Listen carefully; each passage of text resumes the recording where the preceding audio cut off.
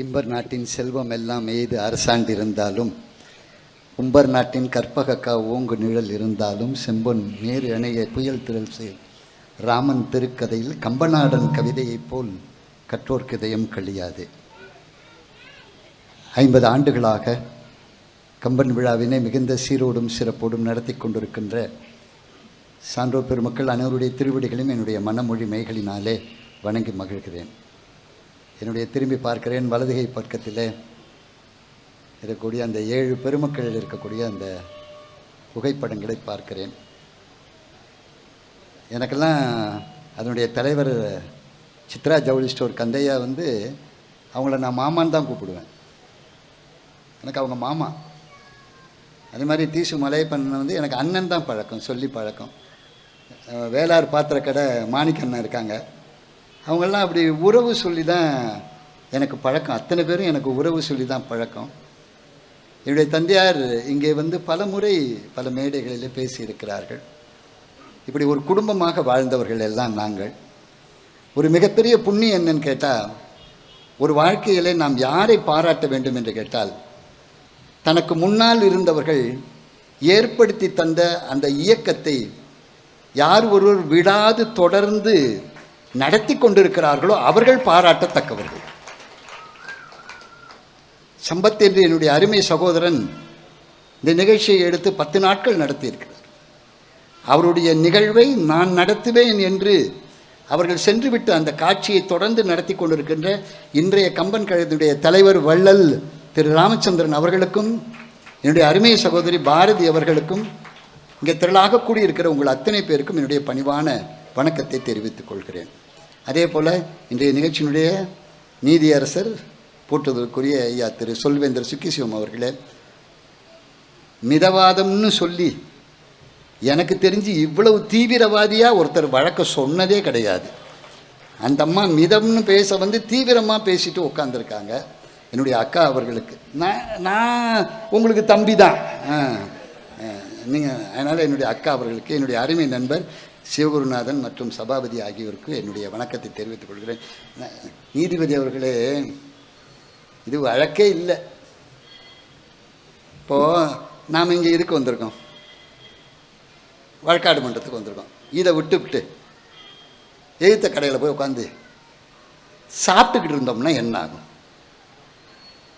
பாரதி அங்கேருந்து வரும், சகோதரி போதும்ண்ணே, சாப்பிட்டது போதும், நீங்கள் வந்தது வழக்காடு மன்றத்துக்கு, உங்களுக்கு பேசினதை வேணால் கூட வேணாலும் ஒரு 25,000 ரூபா தரேன், சொல்ல மாட்டியோ? தலைவர்கிட்ட சொல்லி வாங்கி தரேன், தயவு செஞ்சு வழக்காடு மன்றத்தை பேசுங்க. எதுக்கு வந்தோமோ அதை விட்டுட்டு ஏன் இங்கே உட்காந்து சாப்பிட்றீங்க வாங்க அப்படின்னு சொல்லிச்சுன்னா நான் பாரதிக்கிட்ட என்ன சொல்லுவேன்? நீ சொல்கிறது சரிதாம்மா, 25,000 ரூபா தரேன்னா இன்னைக்கு இல்லை, நாளைக்கு யாராவது வரலைன்னாலும் சொல்லு, நானே பேசுகிறேன். ஒரு பேச்சுக்கு சொன்னேன். ஒருவேளை இது சொன்ன மாதிரி சொல்லும், எது தங்கச்சி சொல்லும், இல்லைண்ணே ஒருவேளை வரல, ஒருவேளை தலைவர் சொல்கிறாரு நாளைக்கு ஒருத்தர் வரலைங்க, மாது பேச சொல்லலான்னு பாரதி சொல்லுதுன்னு வச்சுங்க, தலைவர் சொல்லுவார் எதுக்கு? பாரதி சொல்லணும், சார் மற்றவங்கெல்லாம் வெளியூர், மாது பக்கத்தில் திருச்சியில் இருக்கிறாரு, அவரை கூப்பிட்டா வந்துடுவார். இப்போ நான் என்ன பண்ணுவேன்னா, எப்படியாவது வரணுங்கிறதுக்காக மேலே மேலே பேச்சு கொடுப்பேனா இல்லையா? பேச்சு கொடுக்காமல் இருப்பேனோ? ஒரு தீர்வு கிடைக்கிற வரைக்கும் ஒரு பேச்சு கொடுப்பேனா இல்லையா? அப்போ வந்தது எதுக்கு? வழக்காடு மன்றத்துக்கு. இதை விட்டுட்டு வேற ஒன்று பண்ணால் அது சரியா?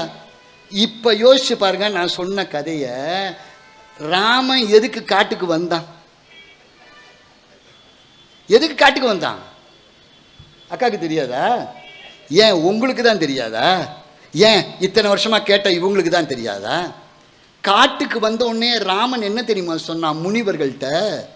அகத்தியன் முதல் கொண்டு அத்தனை பேர்ட்டி என்ன தெரியுமா சொன்னான்? கவலைப்படாதீங்க, அரக்கர்னால உங்களுக்கு துன்பம் வராமல் உங்களை பார்த்துக்கிறேன். அரக்கர் என்பவர் இருக்கிறார், அவர்களுக்கு இரக்கமே கிடையாது. இரக்கம் இல்லாத அந்த அரக்கர்களை அழித்து உங்களுக்கு நல்லது பண்ணுவேன்னு சத்தியம் பண்ணி கொடுத்தான் ராமன். யாருக்கு? முனிவர்களுக்கு. சத்தியம் பண்ணி கொடுத்தானே தவிர வந்த இடத்துல வந்த வேலையை பார்க்கவே இல்லை. எத்தனை வருஷம்? 1 வருஷம் 2 வருஷம் இல்லை, 13 வருஷம் பார்க்கல. அவன் பாட்டுக்கு ஜாலியாக இருந்தான் 13 வருஷம். எங்க வனத்தில் மனைவியோடு ஜாலியாக எல்லா இடத்துக்கும் போனான், சுற்றிக்கிட்டு இருந்தான். சூர்பனகை வந்தா பாருங்க, அப்போ வந்த உடனே தான் அவனுக்கு தெரிஞ்சுது, ஐயையோ நாம் வந்த வேலையை விட்டுவிட்டு வேற வேலையை பார்த்துக்கிட்டு இருக்கோமேன்னு. சூர்பனகை வந்ததுனால தாண்டா ராவணனையே அழிக்க முடியுங்கிற ஞாபகமே அப்போதான் ராமனுக்கே வந்தது. இது இல்லைன்னு உங்களால் சொல்ல முடியுமா?